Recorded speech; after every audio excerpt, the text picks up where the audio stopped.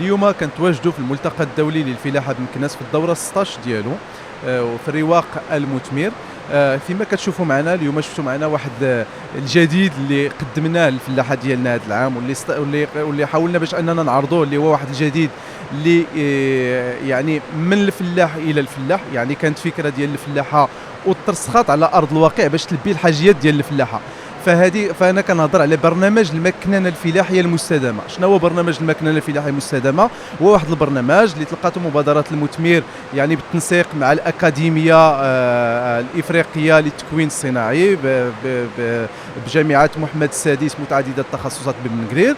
فاستطعنا باش اننا ناخذوا مجموعه من الافكار اللي طرحت علينا من مجموعه من الفلاحه اللي كنخدموا معاهم في ارض الواقع، اللي انهم كانوا عندهم افكار فيما يخص مكننه فلاحيه. فالفلاح بالحكم من التواجد ديالو في الحقل ديالو ولا في الضيعه ديالو، فكيلقى مجموعه من التحديات.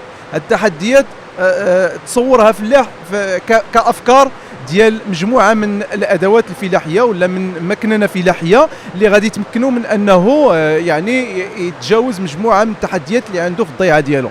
فهاد الافكار يعني خديناها كمبادره المثمر على العاتق ديالنا، واستطعنا باش اننا نخدموها كما قلت مع الاكاديميه الافريقيه للتكوين الصناعي في جامعه محمد السادس متعدده التخصصات، واستطعنا باش اننا نحولوا هذه الافكار وخرجات لارض الواقع. فكما شفتوا معنا فمجموعه من يعني ادوات فلاحيه ولا مكننه فلاحيه اللي قدمنا اليوم، اللي شكلت يعني واحد الحل ناجع للفلاحه المغربيه، ولقات واحد الاستحسان كبير من عند الفلاحه. فكنزيد ناكد هذه من الفلاح الى الفلاح، يعني فكره اللي انطلقت من عند الفلاح وغادي ترجع لعند الفلاح. يعني كنقدموا للفلاح واحد الحل على المقاس اللي كيلبي ليه مجموعه من الحاجيات اللي غادي تخليه انه يتجاوز التحديات اللي كيواجهها في الفلاحه ديالو.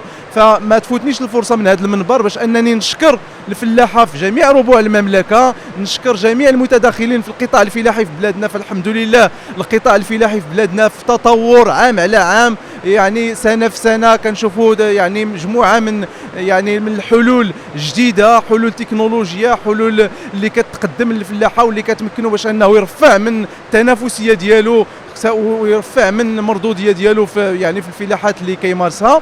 وكنبغي نشكر كذلك الفلاحه اللي تقوا فينا وقدموا لنا هذه الافكار ديالو اللي ترجمت دابا لارض الواقع. فمبادره المثمر كتبقى دائما بالقرب من الفلاح، جامعه محمد السادس متعدده التخصصات كتبقى ديما بالقرب من الفلاح باش انها تلبي مجموعه يعني ديال اننا نحاولوا نجاوبوا على مجموعه من التحديات ونلقاو حلول ديال مجموعه من التحديات اللي كيعانيوها الفلاحه في الضيعه ديالهم وفي الفلاحه ديالهم. اليوم كنتواجدوا في المعرض الدولي ديال مكناس في الرواق ديال المثمر او سي بي والجامعه ديال محمد السادس، اللي كنشارك بواحد البضاره اللي هي تقليديه. حاولت انني نعدلها لان هذه المصاريف ديال الفلاح يعني في هذه الظروف المناخيه اللي كنعيشوا اليوم اثر الجفاف يعني صعيبه بزاف.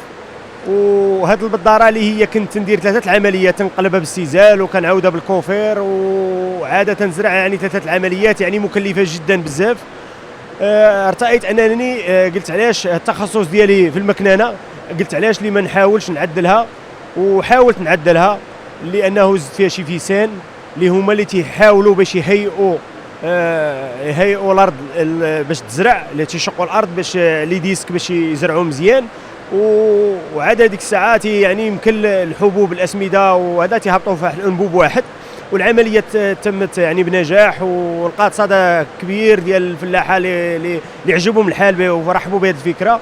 وكنشكروا مبادره ديال المثمر او سي بي والجامعه ديال محمد السادس والاكاديمي لانهم هما اللي دعموني باش نكون اليوم هنا في هذا الرواق ديالهم. وكما كتلاحظوا في هذا الفيديو السومار راه هي راه خدامه حاليا يعني في ارض الميدان، وجربناها ولقات استحسان ديال الفلاحه اللي عبر القرى اللي ساكنين حدا المجاورين. ومع العلم ان الارض القاصحه دخلت في الارض مزيان وزرعت مزيان. واليوم كما سبق لي شرحت هاد المجسم صغير اللي باش عوضته، اللي هو جزء مصغر من هذه البضاره، لانه تعذر عليا باش ندخل هذيك السومار اللي هي المساحه ديالها قريبه ل 5 متر، يعني ما يمكنش ندخلها هنا لها الرواق. ارتأيت انني نعوض هذا المجسم هذا لجزء السفلي منها اللي في جميع المكونات، باش حاولت باش ديال التحويل. وكما كتلاحظوا هنايا راه يعني لقات استحسان ديال الفاعلين والجمعويين وجميع الفلاحه والزوار ديالنا هنا. شكرا.